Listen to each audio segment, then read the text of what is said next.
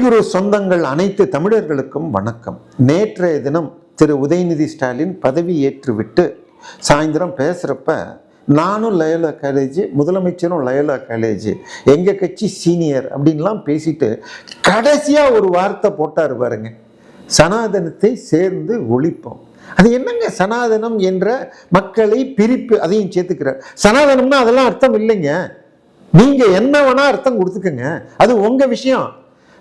திரு EV ராமசாமியார் காமராஜரை தோற்கடிக்கிறதுக்காக கோயம்புத்தூர்ல business மேனாக இருந்த ஜிடி நாயுடுவை கொண்டு விருதுநகர்ல நிறுத்தினார். ஏன்னா விருதுநகர்ல நாயுடுக்கள் அதிகம். இதுதான் ஜாதியம். திராவிடம்னா உயர் ஜாதி பண்ணியாரியம். மக்களை ஜாதி ஜாதியாக பிரித்து அதன் மூலமாக ஓட்டு வாங்கறதுக்கு பேரு திராவிடம். சனாதனம்னா என்னங்க? உங்களுக்கு திருக்குறள் தெரியுமா? உங்களுக்கு தெரியலன்னா நான் சொல்லட்டுமா?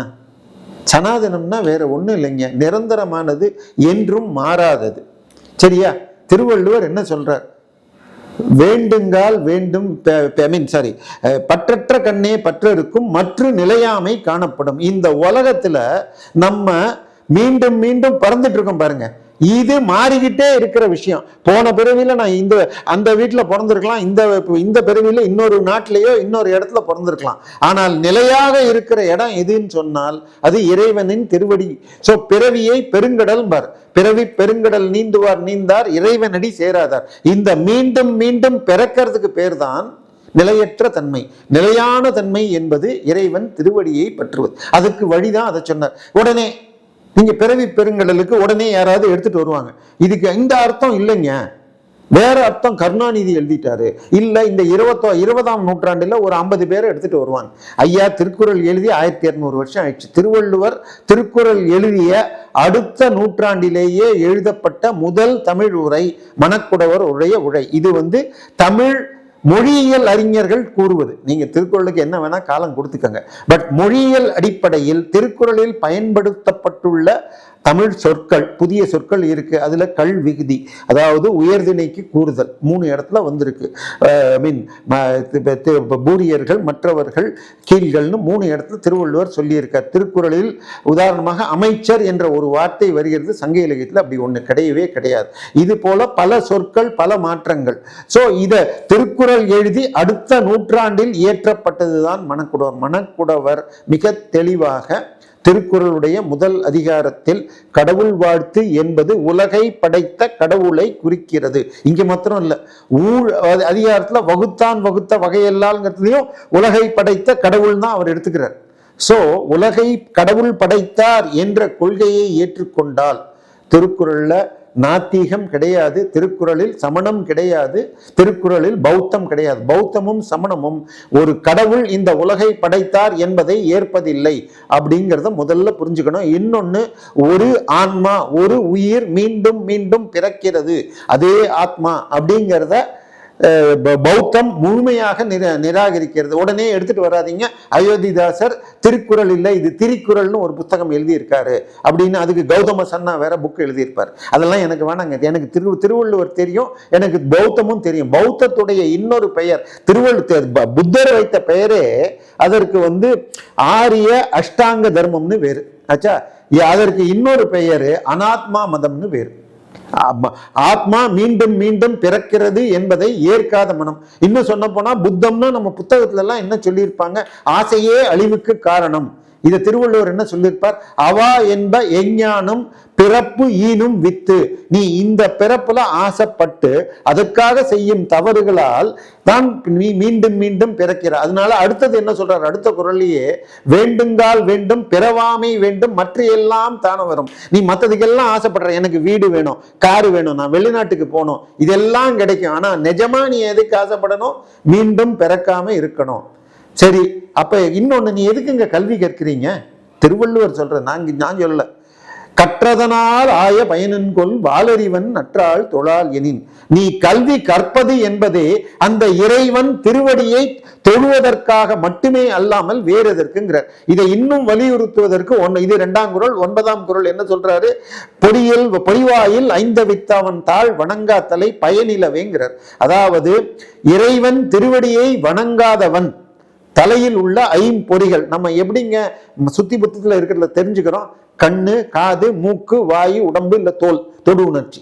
இந்த உணர்ச்சிகளால் நாம் 5 அறிவை பெறுகிறோம். 6வது அறிவு கடவுள் கொடுத்ததுன்னு 6 அறிவு உடைய மனிதன்கிறோம்.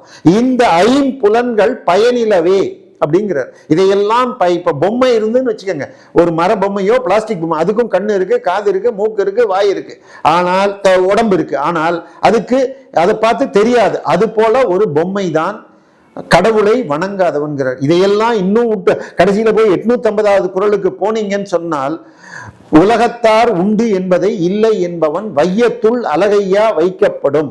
அழகையான்னா பேய்.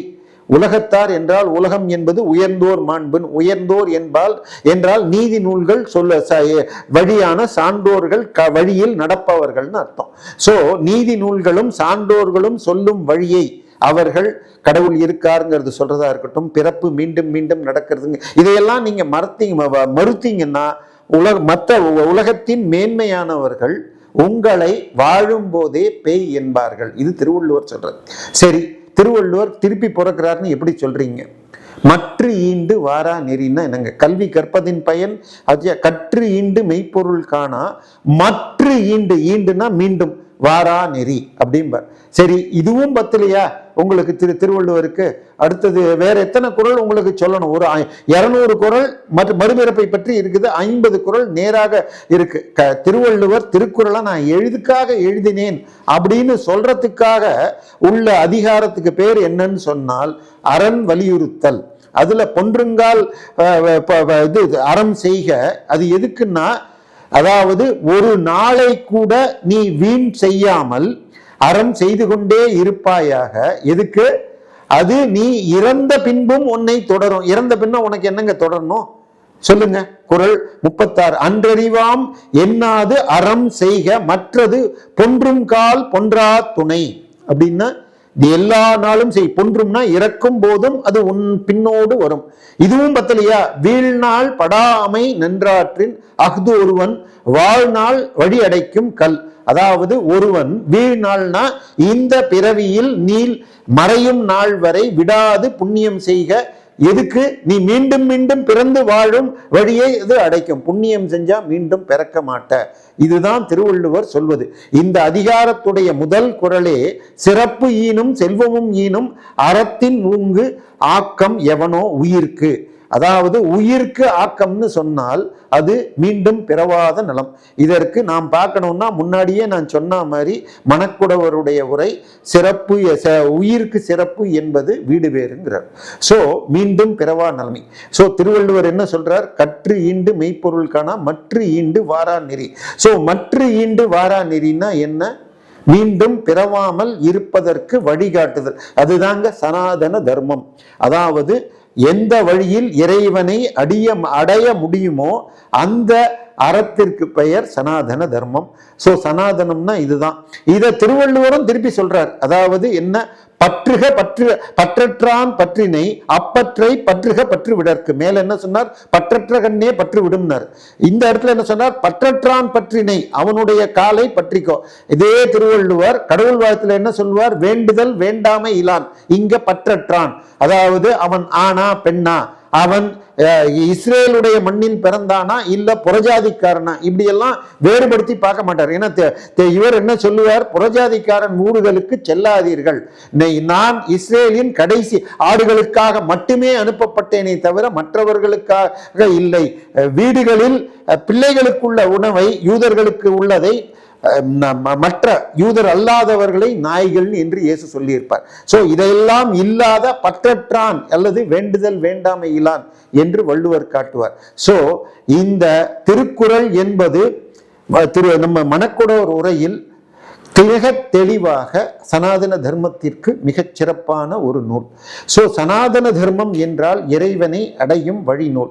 சரி, நம்ம முதலமைச்சரை பொறுத்தவரை அவர் பிறப்பால்னு சொல்றது கூட தவறுன்னு நினைக்கிறேன். அவருடைய தந்தை திரு எஸ் ஏ சந்திரசேகர், திரு ஆல்பர்ட் சந்திரசேகர், நானும் என் மனைவி ஒரு இந்து, எங்கள் திருமணம் தாலி கட்டி நடந்தது. விஜய்க்கு 5 வயது இருந்த பொழுது என் மனைவியும் கிறிஸ்தவராக மதம் மாறி அதன் பிறகாக நான் ஃபேமிலியா கிறிஸ்தவராக இருக்கோம். அதன் பிறகு ஆல்பர்ட் சந்திரசேகர் தன் மாமனாரையும் கிறிஸ்தவராக மாறினார் என்பது மாமனாருடைய இறுதிச் சடங்குகள் கிறிஸ்தவ முறையில் நடந்த செய்திகள் பத்திரிகையில் இருக்கு. ஸோ ஆனாலும் திரு விஜய் அவர்கள் எலெக்ஷன் முடிஞ்சு ரிசல்ட் வர்றதுக்கு முன்னாடி இந்த திருச்செந்தூர் போய் நமக்கு இது சத்ரு சம்ஹார யாகம் பண்ணார். அதன் பிறகு ஷீரடி போனார். எலெக்ஷன் அன்னைக்கு ரிசல்ட் அன்னைக்கு காலையில் திரு எஸ்ஏசி எனப்படும் ஆல்பர்ட் சந்திரசேகர் திருத்தணி போயிட்டு பிரசாதத்தோடு வந்தார்னு பார்த்தோம். நமது முதலமைச்சருடைய துணைவின்னு சொல்றதா, இணைவின்னு சொல்றதா, தோழின்னு சொல்றதான்னு தெரியல. திருமதி த்ரிஷா அவர்கள் அன்னைக்கு அவருடைய பிறந்த நாள் என்று திருப்பதிக்கு போய் பிரசாதத்தோட வந்தார்னு பார்க்குறோம். ஸோ அவர் எல்லா மதங்களையும் ஒன்றாக பார்ப்பவர் என்று கொள்ளலாம்.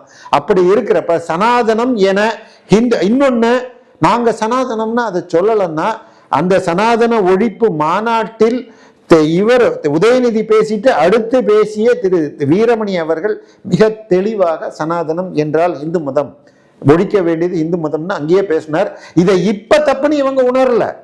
அந்த பத்திரிகை அவர் 2ஆம் தேதி பேசினார்னா 3ஆம் தேதி முரசொலியிலேயே இது போட்டு சனாதன எதிர்ப்பு மாநாடுன்னு போட்டாங்க. ஏங்க ஒழிப்பு மாநாடுன்னு போடல? தயவு செய்து இதற்கு மன்னிப்பு. அதாவது இந்த வழக்கை பிஜேபி ரொம்ப ஸ்லோவா நடத்திட்டு இருக்குங்க. சனாதன ஒழிப்பு மாநாடுன்னு போடாம முரசொலியிலேயே சனாதன எதிர்ப்பு மாநாட்டில் தளபதி இவர் பேசினார் அப்படின்னு போட்டாங்க. பிஜேபி இதை சில பக்தர்கள் போட்ட வழக்கை பிஜேபி அரசு வேகமாக நடத்தாம கர்நாடகாவில் தொடங்கி மத்திய பிரதேசம், உத்தரப்பிரதேசம்னு பல மாநிலங்களில் இருக்கு. இவருடைய பர்சனல் அட்டெண்டன்ஸுக்கு சுப்ரீம் கோர்ட் இவருக்கு விலக்கு கொடுத்திருக்கு. ஆனால் தற்போது மீண்டும் இவர் பேசியதால் இதை மீண்டும் வழக்காக எடுத்து மிக விரைவில் இவருக்கு தண்டனை வாங்கி தரணும். இதெல்லாம் விட நம்ம உதயநிதி சார் பேசின உடனே ஜோசப் விஜய் சார் என்ன பண்ணார்னு பாத்தீங்களா? ஒரு புன்சிரிப்போடு அப்படி முகத்தை புரிஞ்சுக்கிட்டார். ஐயா, இதைத்தாங்க நானும் ராகுலும் எதிர்பார்த்தோம். ஏன்னா திமுகங்கிற கட்சி வெறும் 23% ஓட்டு தான் வாங்கியிருக்கு. 67 இருந்து இந்த தேர்தல் வரை கூட்டணி பலத்தால் ஜெயிக்கிறது. எப்பெல்லாம் திமுகவோ அதிமுகவோ காங்கிரஸ் கூட்டணியோட இருக்கோ அப்பதான் ஜெயிச்சிருக்காங்க. நடுவில் காங்கிரஸ் உடைய ஓட்டை மூப்பனார் வாங்கி தமிழ் மாநில காங்கிரஸ்னு வச்சிருந்தாங்க. 80 திமுக கூட்டணி பாராளுமன்றத்தை ஜெயிச்சது. 84, 91 அதிமுக சட்டமன்றம் பாராளுமன்றம் ரெண்டும் காங்கிரஸ் கூட்டணியோடு ஜெயிச்சது. 96ல் உங்களுக்கு தமிழ் மாநில காங்கிரஸ் கூட்டணி பலத்தால் உங்களுக்கு திமுக பாராளுமன்றம் சட்டமன்றம் ஜெயிச்சது. 2001ல் அதிமுக அதே தன் பக்கம் இழுத்துக்கொண்டு சட்டமன்றத்தை ஜெயிச்சது. 2004ல் திமுக ஜெயிச்சது. 2009லையும் பெருவாரான வெற்றியை திமுக பெற்றது. அதன் பிறகு காங்கிரஸ் கழட்டி விட்டுட்டு 2014ல் திமுக 20% ஒட்டி ஓட்டு வாங்கிட்டு கூடா நட்பு கேடாய் முடியும்னு அதன் பிறகாக பாஜக 3வது பெரிய கட்சியாக வளர்ந்துட்டு இருக்கு. ஸோ இப்பொழுது விஜய் எப்ப காங்கிரஸ் கூட்டணியை சேர்ந்துட்டா அவருடைய 35 இந்த 4 சேர்ந்தா 39 ஆயிடுச்சுன்னா 3 முனை போட்டியில அவர் மிகப்பெரிய வெற்றிடும். 2014ல் திமுக தனியாக கூட நிக்கல. அப்ப கூட சில சின்ன கட்சி கூட்டணியோட 22% தான் ஓட்டு வாங்கி.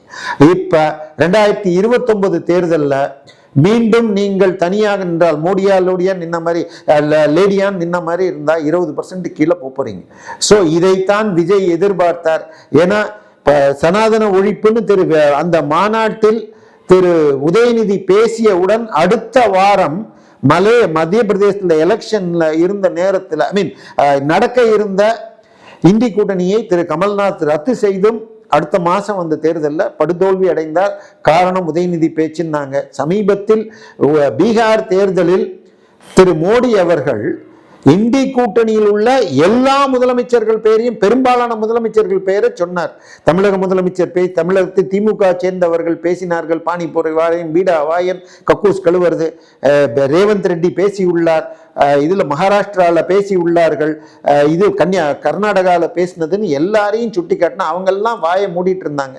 நீங்க மாத்திரம் உடனே பதில் கொடுத்தீங்க. உடனே திமுக கேரம் பேசின அத்தனை விஷயங்களையும் சின்ன சின்ன ரீல்ஸாக ஹிந்தி சப்டைட்டிலோட போட கிட்டத்தட்ட பிரதான எதிர்கட்சி அந்தஸ்து கூட இல்லாமல்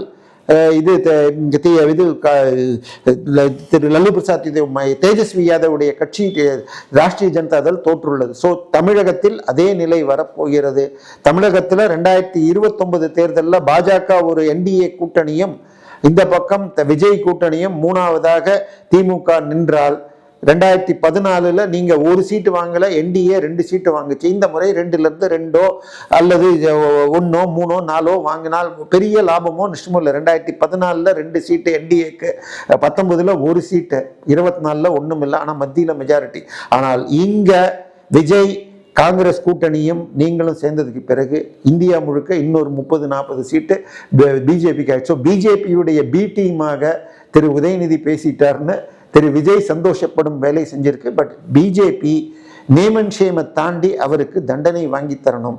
ஏன்னா முந்தா நேற்றுக்குத்தான் மதுரை உயர்நீதிமன்றத்தில் திருப்பரங்குன்றம் கள்ளத்தி மலையில அந்த கோவிலின் தலவிருஷத்துல தர்கா சார்பாக பிறை கொடி கட்டப்பட்டதை அதை எதிர்த்து போராடிய தமிழர்கள் மீது திமுக வழக்கு போட்டது. அந்த வழக்கை ரத்து பண்ணியிருக்கு மதுரை உயர்நீதிமன்றம்.